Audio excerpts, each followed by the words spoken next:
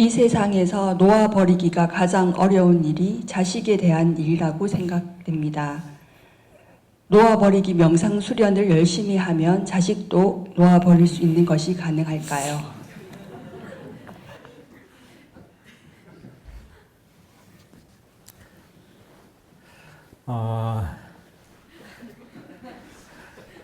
제가 경험이 없어서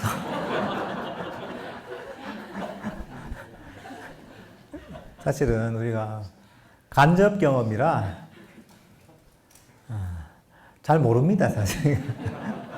그 집착이 얼마만큼인지 사실 간접 경험으로도 충분히 알 수가 있죠, 이게. 자녀들에 대한 어떤 애정과 비례한 집착이 있잖아요, 이게. 그래서 이제 부처님께서도 보면 뭐 그런 얘기, 뭐 법부경에도 그런 얘기가 나오죠. 사랑하는 사람도 만들지 말라. 사랑하는 사람은 만나지 못해서 괴롭다. 미워하는 사람도 만들지 말라. 미워하는 사람은 만나서 괴롭다. 이런 얘기를 하십니다. 결국은 우리가 어떤 괴로움을 느끼는 대상이나 행복을 느끼는 대상은 사실 가치가입니다. 대체로. 나에게 엄청난 행복을 준 대상이 나에게 엄청난 괴로움을 주게 됩니다. 자녀들이 대표적으로 그렇죠. 자녀들이 부모들에게 엄청난 행복과 즐거움을 주게 되는 거죠. 하지만 그 자녀들이 조금만 잘못되거나 말을 안 듣거나 이렇게 되면 그게 엄청난 괴로움으로 다가오게 됩니다.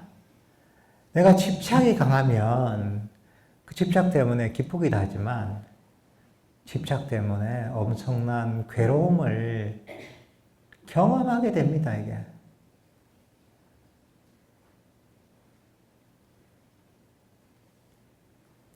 예를 들면 지금 아프리카에서 아주 가난한 나라에서 막 애들이 뭐 굶어 죽고 이런 경우도 많잖아요, 그죠? 우크라이나에서는 보면 전쟁 때문에 엄청난 사람이 죽어갑니다. 정말 참 비통한 일이고 너무 참 이게 말도 안 되는 그런 불행이죠. 하지만 그런 불행보다 내 자녀가 시험을 못 치는 게 더 괴로워요. 내 자녀가 감기가 걸리는 게 더 힘들어요. 내 자녀가 말을 그냥 한마디 안 듣는 게 더 힘들게 느껴져요. 왜?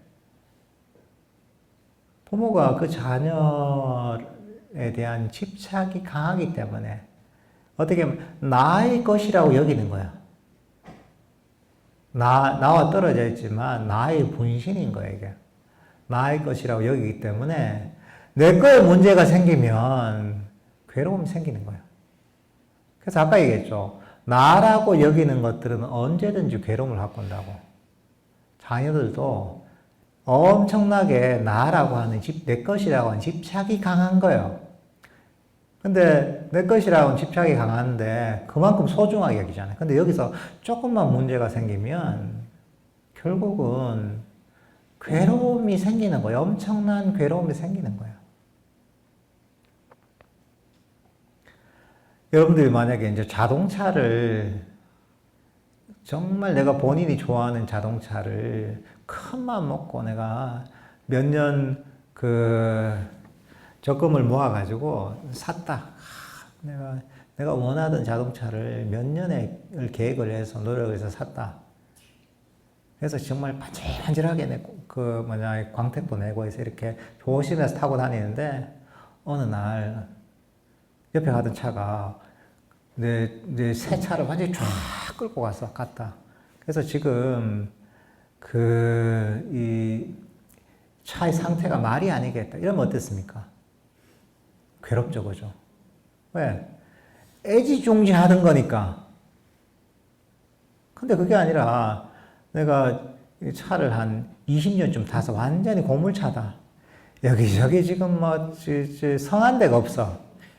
그 차를 슬쩍 누가 받고 갔어요. 그러면 어떻습니까? 아니, 또 누가 받고 갔구나 하고 별로 괴롭지 않습니다. 왜? 내가 그만큼 소중하게 여기는 대상이 아닌 거예요, 이게. 소중하게 여기지 않은 대상은 문제가 생겨도 사실은 괜찮은 거예요. 내가 별로 애정이 없는 거예요. 근데 소중한 대상은 조그만 문제가 생겨도 괴로움이 생기는 거예요. 근데 여러분들 자녀에 대한 집착이 너무 강하다 보면 문제가 생깁니다. 사실 이해해야 될 건 겁니다. 자녀는 여러분이 낳았지만 여러분께 아닌 겁니다. 각자의 업이 있다는 걸 이해해야 돼요. 근데 사람들은 그걸 잘 이해 못합니다. 내가 낳았는데, 내 아들인데, 내 딸인데. 하지만 여러분이 낳았다고 생각하지만 한편으로는 여러분이 낳은 게 아닙니다. 여러분도 하나의 조건일 뿐인 거예요. 어떤 생명체가 본인이 그 전에 몸을 버리고 새로운 몸을 받는 과정에서 여러분이 그냥 하나의 인연이 된 것일 뿐인 거예요. 그리고 나서 이제 여러분을 인연으로 해서 새로운 몸을 받은 거예요. 그리고 그 각각의 생명체들은 각자의 업이 있습니다. 그걸 이해해야 되는 거예요. 나도 나의 업이 있고, 남편도 남편의 업이 있고, 부인도 부인의 업이 있고, 자녀도 자녀가 가지고 태어난 업이 있다는 걸 이해해야 되는 거예요. 내게 아닌 거예요, 이게. 각자의 업에 따라 살아가는 겁니다. 부처님께 그런 얘기를 하십니다. 우리 모두는 업의 상속자다라고 얘기하십니다. 업에 따라 살아가는 겁니다. 자기 업에 따라서. 자녀들도 마찬가지입니다. 자녀의 업이 있는 겁니다. 내가 어떻게 할 수 있는 부분이 있는 거예요. 그걸 인정을 해야 돼요. 단지 나는 옆에서 그 받은 업이 있고 그 각자의 삶이 있지만 옆에서 좀 좋은 방향으로 가도록 도와주는 정도만 한다고 생각해야 되는 거야. 내 뜻대로 그 삶을 방향을 인도할 수 있다는 생각을 일단 버려야 됩니다, 이게. 그게 있는 그대로의 현실을 보는 겁니다. 단지 나는 그런 좋은 인연이 됐기 때문에 도와준다는 생각만 갖고 있는 거죠. 그리고 그 업은 본인이 짊어져야 된다는 생각을 가져야 되는 거예요. 안 돼도 자꾸 가르쳐야 됩니다. 근데 보통은 나의 것이라고 여기기 때문에 내 뜻대로 하려고 한단 말이죠. 거기서 문제가 많이 생겨요. 내 뜻대로 안 되는 존재를 내 뜻대로 하려다 보면 많은 갈등이 생길 수가 있고 나도 괴롭고 자녀도 괴롭게 되는 거예요. 그러니까 스스로 자신의 업을 가진 인격체로서 존중해주고 나는 옆에서 그냥 좀 도와주는 것이지. 나는 내 업을 받아서 살아가는 것이고 자녀는 자녀의 업대로 살아가는 것이지. 그렇지만 아주 부모 자식이라는 깊은 그 연을 맺었으니까 옆에서 잘 되도록 응원해주고 도와줘야지 하는 마음 정도만 가지는 거죠.